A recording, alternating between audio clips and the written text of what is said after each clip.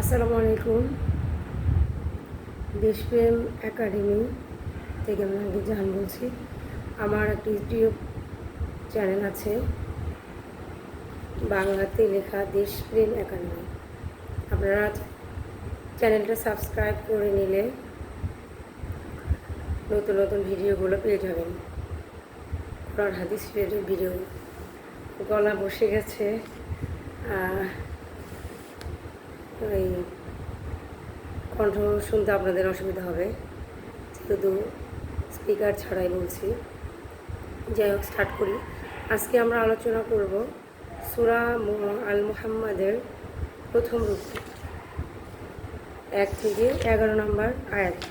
আপনারা পারলে এটা মুখস্থ করে নিতে পারেন। অসাধারণ একটা সূরা। আউযু বিল্লাহি মিনাশ শাইতানির রাজিম। বিসমিল্লাহির রহমানির রহিম। অভিশপ্ত শয়তানের ধোঁকা হতে আল্লাহর কাছে আশ্রয় চাই। পরম করুণাময় অশেষ মেহেরবান আল্লাহর নামে শুরু করছি। আল্লাযীনা কাফারু, যারা আল্লাহকে অস্বীকার করেছে, অবিশ্বাস করেছে। ওয়াসাদ্দু আন সাবিলিল্লাহ, এবং আল্লাহর পথ হতে বাধা দিয়েছে। লোকদেরকে, মানুষকে আল্লাহর পথ হতে বাধা দিয়েছে। আদাল্লা আমালাহুম, আল্লাহ তাদের কর্মফল বিনষ্ট করে দিলেন। তাহলে আল্লাহ সুবহানাহু ওয়া তাআলা কী বলল?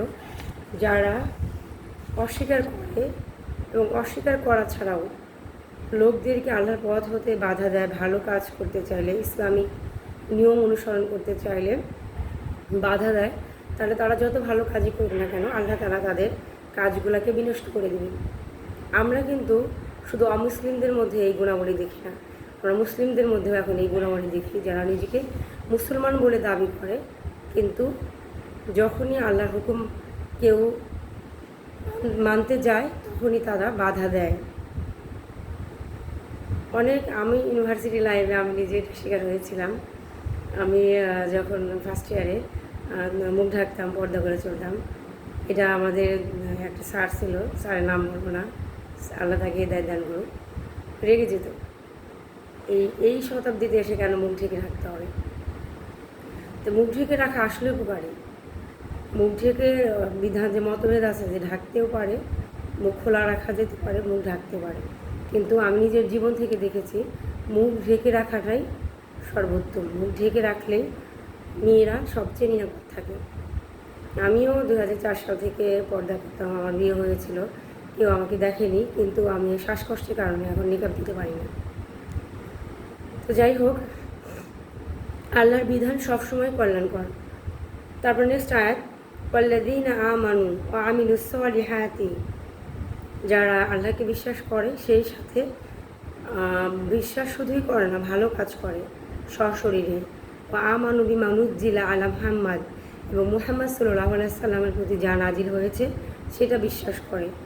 অর্থাৎ আল কুরআন আমাদের জীবন বিধান, সেটার উপরে বিশ্বাস আনে। ওয়া হুয়াল হাক্কু মির রাব্বিহিম, যা প্রতিপালকের পক্ষ হতে সত্য। কাফফারা আনহুম সাইয়্যাতিহিম, আল্লাহ তাআলা তাদের দোষ ত্রুটি দূর করে দেবেন। কাফফারা, দূর করে দেবেন। ওয়া আসলাহা বালাহুম, তাদের অবস্থা ভালো করে দেবেন। যারা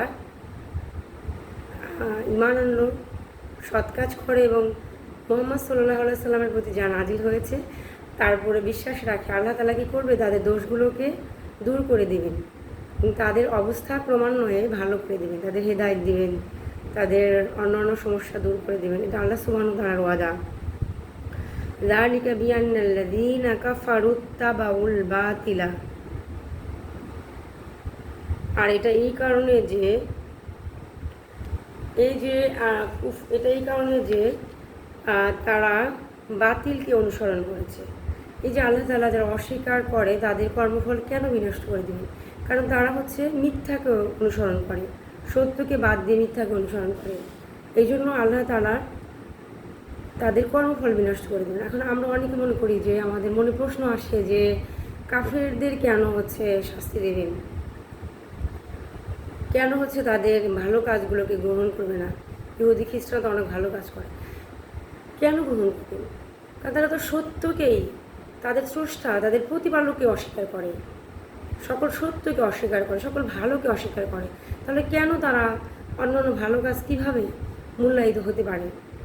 ওয়ান্নাল্লাযীনা আমানু তাবাউল হাক্কা মির রাব্বিহিম, আর ইমানদারদের যে এত পুরস্কার কেন দেবে? কেন তারা সত্যকে, তার প্রতিপালকের পক্ষ হতে সত্যকে গ্রহণ করেছে। কাযালিকা ইয়াদরিবুল্লাহু লিন-নাসি আমসালাহু, কাযালিকা এভাবে ইয়াদরিবুল্লাহ আল্লাহ বর্ণনা করেন লিন-নাসি মানুষের জন্য আমসালাহু তাদের দৃষ্টান্তসমূহ। ফাইদা লাকিতুমুল্লাযীনা কাফারু, যখন অস্বীকারী কাফেরদের সাথে তোমাদের মোকাবেলা হয়, যুদ্ধ লাগে, ফাদরাবার রিকব, তাদের গর্দানে আঘাত করো, তাদের ঘাড়ের উপর আঘাত করো, হাত্তা যতক্ষণ না পর্যন্ত, ইদা আসফং তুমু হুম, যতক্ষণ না তাদেরকে চূর্ণ বিচূর্ণ করে দাও। ফাশুদ্দুল ওয়াসাক, এবং এরপর তাদের বন্দীদেরকে শক্ত করে বাঁধো। ফাইম্মা মান্নাম বাদু ফাইম্মা ফিদাআন হাত্তা তাদআল হারবু আওজারহা, এরপর তোমাদের এই ক্ষমতা দেওয়া হয়েছে, এখতিয়ার দেওয়া হয়েছে যে তাদের প্রতি অনুগ্রহ প্রদর্শন করতে পারো, তাদের প্রতি দয়া করতে পারো, কিংবা রক্ত বিনিময় গ্রহণের চুক্তি করতে পারো, যতক্ষণ না যুদ্ধ অস্ত্র সংবরণ করে। আর এটাই হলো তোমাদের মতো করার কাজ, এটা হলো সাহসিকতার কাজ। আলাউ ইয়াশাউল্লাহ আনতাসরা মিনহুম, আল্লাহ ইচ্ছে করলে নিজেই তার বদলা নিতে পারতেন। ওয়ালাকিন্না লিয়াবলুয়া বা'দাকুম বিবা'দ,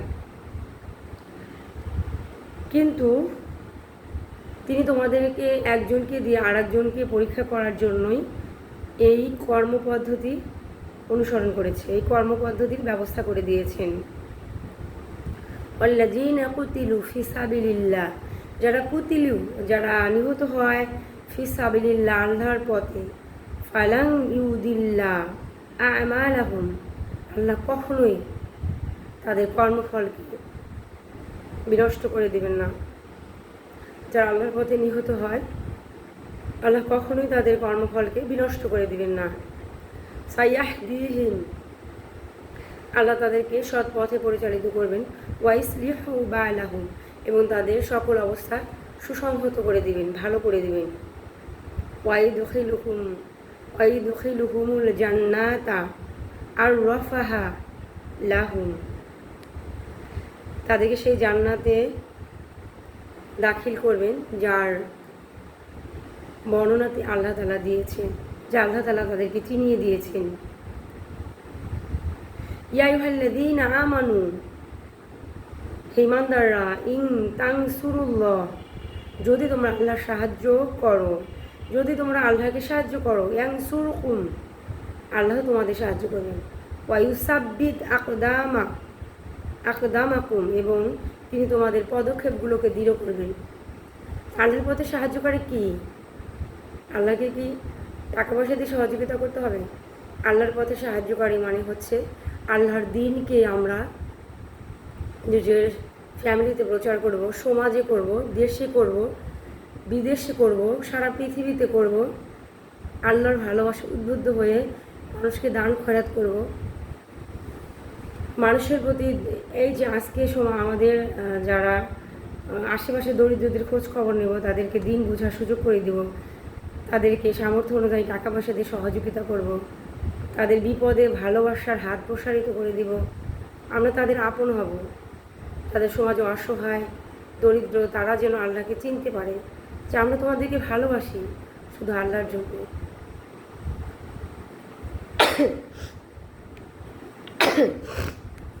ওয়াল্লাযীনা কাফারু, যারা অস্বীকার করেছে, ফাতাআসাল্লাহু, সেক্ষেত্রে তাদের জন্য দুর্গতি। ওয়াদাল্লা আমালাহু, আল্লাহ তাদের কর্মসমূহকে নিষ্ফল করে দেবেন। আল্লাহকে অস্বীকার করলে, তার প্রতিপালককে অস্বীকার করলে, যিনি আকাশ ও পৃথিবীর স্রষ্টা, যিনি নদ নদী খাল বিল পাহাড়সমূহ গাছগাছালি সৃষ্টি করেছেন আর নিজেকেও সৃষ্টি করেছেন মানুষকে, তাকেই যদি অস্বীকার করে তাহলে কিভাবে তার কর্মফলকে গণনা করা হবে? কেন প্রত্যেক অমুসলিম ভাই বোনদের প্রতি আমার আহ্বান, আপনারা আপনার প্রতিপালককে চিনে নেন। যে যে ধর্মেই হোক না কেন, আপনারা স্টাডি করেন, আপনাদের প্রতিপালককে চিনে নিয়ে আপনারা কাম ব্যাক টু ইসলামের দিকে ফিরে আসুন। এটা আপনাদের জন্য কল্যাণকর। যালিকা বিআন্নাহুম কারিহু, আর এটা এই কারণে যে তারা অপছন্দ করেছে মা আনজালাল্লাহু, আল্লাহ যা নাজিল করেছেন, ফাহবাতা আমালাহুম, এই জন্য আল্লাহ তাদের আমল সমূহকে নষ্ট করে দেবেন।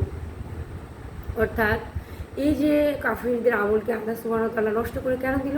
কারণ আল্লাহ যা অবতীর্ণ করেছেন সেটাকেই তারা অপছন্দ করে, আল কুরআন, সেটাকেই তারা অপছন্দ করে। এই জন্য আল্লাহ তাআলা অটোমেটিক্যালি তারা বিভিন্ন কল্যাণ থেকে বঞ্চিত হয়ে গেল।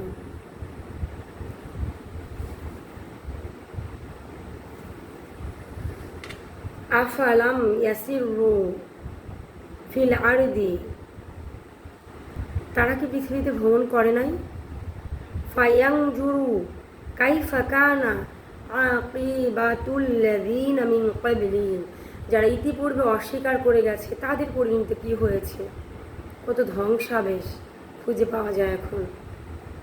মাটির নিচে পড়ে থাকা গৃহ, বিল্ডিং, কত স্মৃতিচিহ্ন, সেগুলো সবই ধ্বংস হয়ে যাওয়া অস্বীকারীদের পরিণতি।